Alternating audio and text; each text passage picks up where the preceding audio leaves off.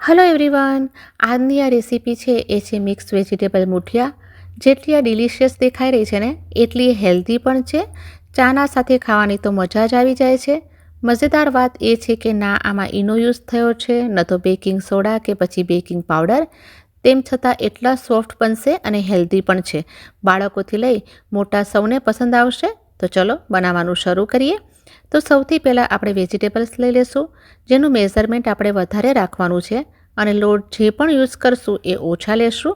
અહીંયા મેં 1 cup great કરેલી દૂધી લીધી છે, 1 કપ ફ્રેશ ચોપ્ડ મેથી લીધી છે, 1 કપ ઝીણી સમારેલી કોબીજ અને અડધો કપ ગ્રેટેડ ગાજર લીધું છે. તમે આમાં પાલક પણ યુઝ કરી શકો છો. તમને જે પણ વેજીસ પસંદ હોય આમાં એડ કરી શકો છો. હવે એક મિક્સિંગ બાઉલ લેશું. એમાં ચોપ્ડ કરેલું કોબીજ, ગ્રેટ કરેલું ગાજર, ગ્રેટેડ દૂધી અને ઝીણી સમારેલી મેથીને એડ કરી લેશું. 2 ચમચી આદુ અને લીલા મરચાંને ક્રશ કરીને લેશું. જો તમે લસણ ખાવાનું પસંદ કરતા હોય તો એને પણ આની સાથે ક્રશ કરીને એડ કરી લો. અહીંયા મેં 1/4 કપ ઘઉંનો દરદરો લોટ લીધો છે.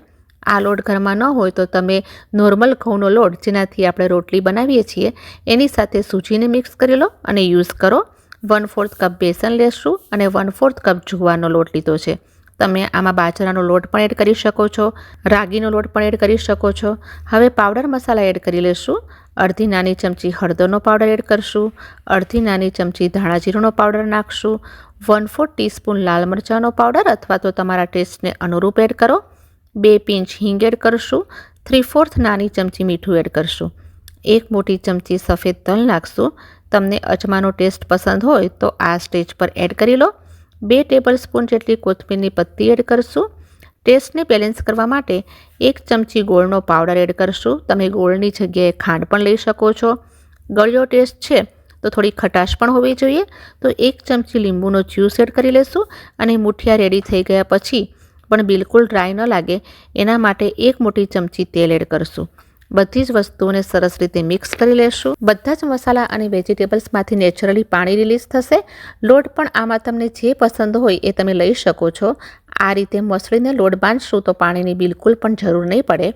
તો લોટ બંધાઈને રેડી થઈ ગયો છે. વેજીટેબલ્સ વધારે છે તો આપણે સોડા એડ કરવાની પણ જરૂર નહીં પડે.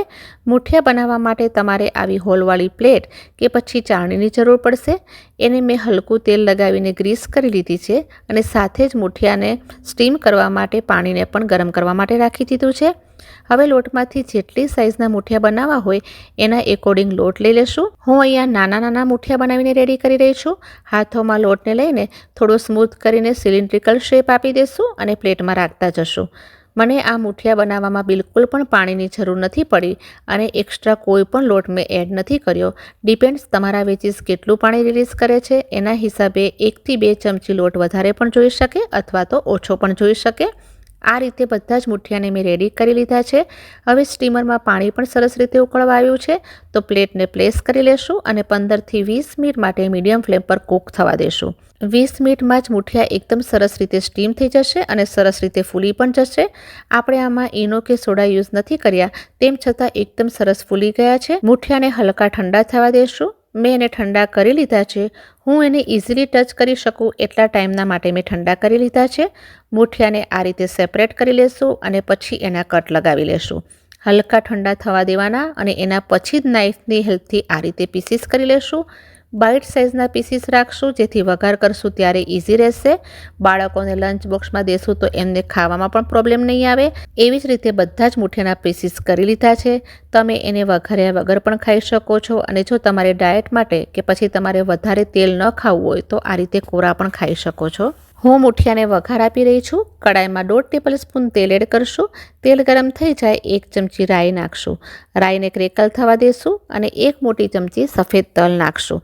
1/4 ટીસ્પૂન હિંગ એડ કરશું અને 5 થી 6 કઢી પત્તો એડ કરશું. હવે મુઠિયાના પીસીસને એડ કરશું. પહેલાં હું થોડાક મુઠિયાના પીસીસ એડ કરીશ. એને સારી રીતે મિક્સ કરી લેશું અને પછીથી હું બીજા એડ કરીશ. ગેસની ફ્લેમને મીડિયમ રાખશું અને 5 થી 7 મિનિટ માટે સોટે કરશું. બધો જ વઘાર પૂરા મુઠિયા પર કોટ થઈ જવો જોઈએ. એ પછી મેં બીજા બચેલા પીસીસને પણ એડ કરી લીધા હતા. સાથે થોડા ક્રિસ્પી પણ થઈ જવા જોઈએ. 5 મિનિટમાં જે હલકા ક્રિસ્પી પણ થવા માંડશે તો ગેસની ફ્લેમને બંધ કરી લેશું અને લાસ્ટમાં એના ઉપર કોથમીરની પત્તીથી ગાર્નિશ કરશું. તો અહીંયા આપણા મુઠિયા રેડી થઈ ગયા છે. તમે આ મુઠિયાને સવારના નાસ્તામાં, લંચ કે પછી ડિનરમાં પણ બનાવી શકો છો. પહેલાં મુઠિયાને સ્ટીમ કરીને રાખી પણ શકો છો અને જ્યારે જોઈએ ત્યારે ઉપરથી વઘાર કરી લો અને એન્જોય કરી શકો છો.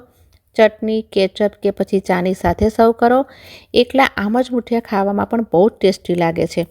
તો આ ટેસ્ટી, હેલ્ધી અને ડિલિશિયસ મુઠિયાને પણ તમે બનાવો અને કમેન્ટ કરીને મને જરૂરથી કહેજો કે આજની આ હેલ્ધી રેસીપી તમને કેવી લાગી. જો સારી લાગી હોય તો પ્લીઝ વિડીયોને લાઇક, શેર અને ચેનલને સબસ્ક્રાઈબ કરવાનું બિલકુલ ના ભૂલશો.